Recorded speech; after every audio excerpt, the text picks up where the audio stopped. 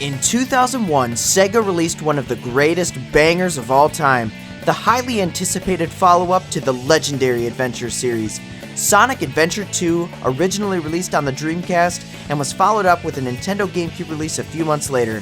And the game had everything you could ever want. High stakes, high speed, Chow Garden, a dope new protagonist, and of course, plenty of mysteries. That's right, today we're hitting hard the mysteries of Sonic Adventure 2.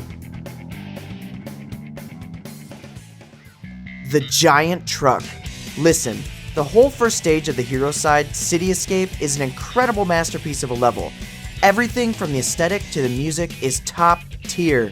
But that truck, while it creates a huge sense of urgency and supports the theme of the level and plot, I can't help but wonder, why is this thing so freaking big? Have you ever taken a second to really contemplate this? I mean, we see it smashing through cars. It's so big it takes up the oncoming traffic lane as well as the lane it's supposed to be in and the parking spaces on the sides.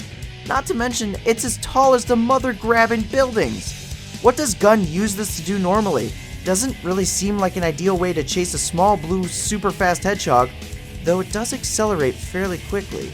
I bet this truck is used to transport their robots and equipment, but still, it's freaking huge to be driving around. Master Emerald size. Knuckles is the guardian of the Master Emerald, which can control all of the Chaos Emeralds. The difference in size between the emeralds is fairly obvious. The Master Emerald is much larger than a normal Chaos Emerald. Knuckles spends most of the game finding the pieces of the Master Emerald to reassemble it after he broke it to stop Eggman from getting it. From the beginning of the game and when he reassembles the emerald, you'll see how big it is and it's consistent. However, there's one scene where Rouge suggests to use the Master Emerald to stop the Chaos Emeralds and prevent the Space Colony Ark from crashing into Earth. And what happens after this is suggested? Knuckles pulls it out of his pocket, and it's the size of a normal Chaos Emerald.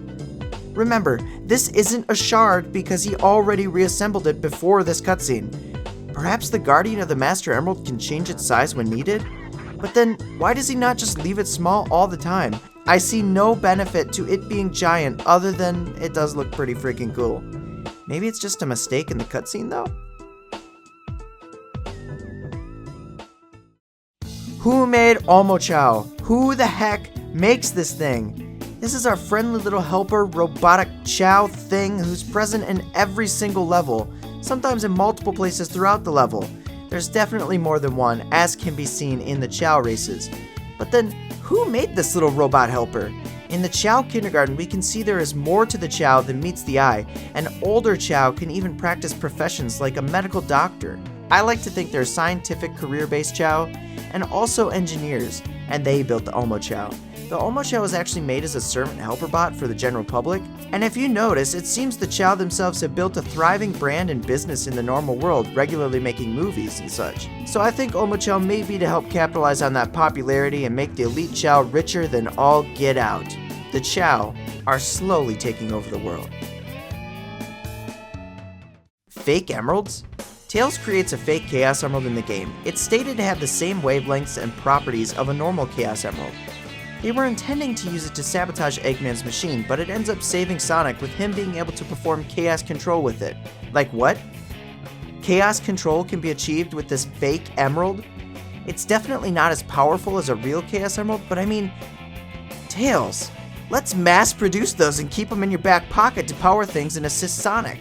The only reason why we probably don't see this done aside from plot is maybe because they're hard to produce, but still, if Tails can make one, he can definitely make more.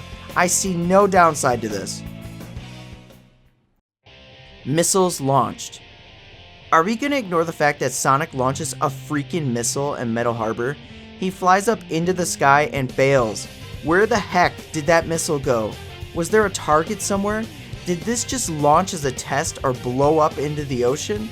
We never see it land anywhere, it just flies off. I'm starting to think the allegations of Sonic as a criminal might not be too far off. This seems like a pretty big oversight. Blown up moon. As part of a demonstration of the Space Colony Ark's destructive capabilities, Eggman blows up half the moon. Just half. But we see no consequences. If half the moon was blown up, we'd have to deal with the debris flying down into Earth and potentially destroying things. It could even wrap around the planet similar to Saturn's ring. And not to mention the tides would definitely be affected, which would in turn affect the climate. We're looking at a huge change, maybe another ice age. Yet somehow, there are no consequences. It makes you wonder, in future Sonic games, do we only see half the moon? Well, Takashi Aizuka explained it destroyed the dark side of the moon, so we only see the non-destroyed sides in future games. It's cool that that was actually addressed.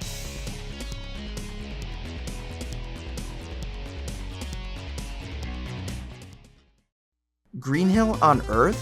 When you either get 180 emblems or a bunch of A ranks on stages, you can unlock Green Hill Zone. Yes, the same zone from the original Sonic the Hedgehog completely remade in 3D with faithful music and all.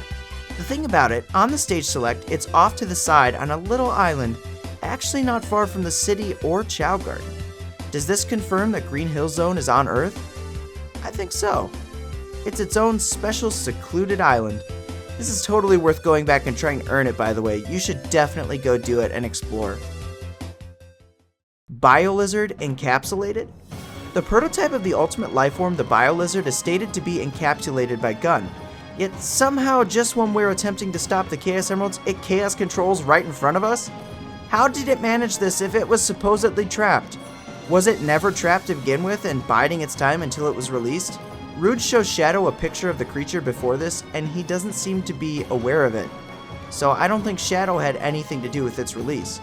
I think it's just waiting to pick up on the energy of the Chaos Emeralds on the Ark. How did it know? It does have Chaos Drives on its back that store energy, and it can manipulate it to use Chaos Control and such. So I think it detected the mass Chaos Control energy and teleported to its location with its stored energy it had.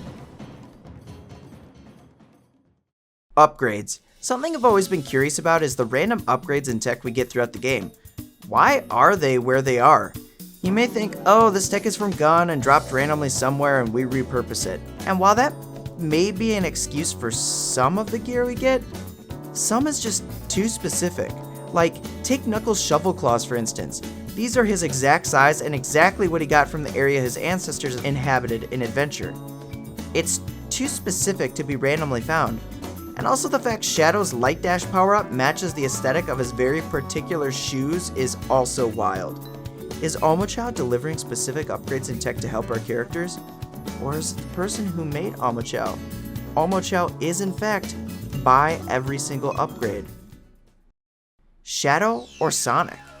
Several characters at one point in the game confuse Shadow for Sonic.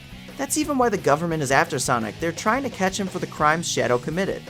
To any of us, it seems so crazy that people would consider these characters to look alike. I mean, one's blue and one's black. But if we consider the game logic and who is confusing them, it becomes more clear. The first one to do this is E.G.G.M.A.N, and he only does it for a second because he's super self-conscious of hedgehogs, and so he saw a hedgehog and went, "Sonic, no!" Only to realize almost immediately, no wait, you're someone else, never mind. He was just worried he was in trouble. Plus, E.G.G.M.A.N is always wearing what appear to be sunglasses, so everything probably looks a shade darker. The government confuses the two hedgehogs because they both move super fast and are essentially a blur. All they have time to recognize are the fact it's a hedgehog and moving quick. How many people fit that description in this universe? At least at that time. I think it's fair to say it's also a sort of telephone effect, like the game Telephone. You know what I'm saying? They say fast hedgehog over the comms and everyone automatically assumes, oh, that must be Sonic. And then there's Amy, who is arguably really close to Shadow when she confuses them.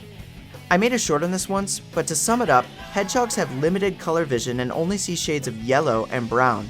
They also generally have very poor eyesight and rely more on their sense of hearing and smell. So I think she was smelling the strong male hedgehog musk coming from Shadow and may have thought it was like Sonic's for a minute. And that's why I think the two get confused for each other.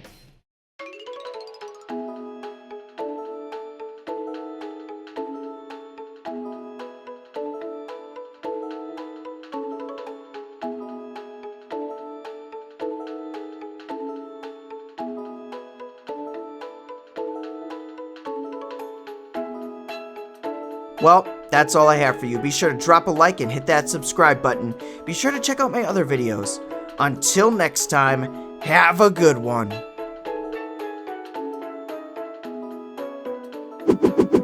Jiggylookback!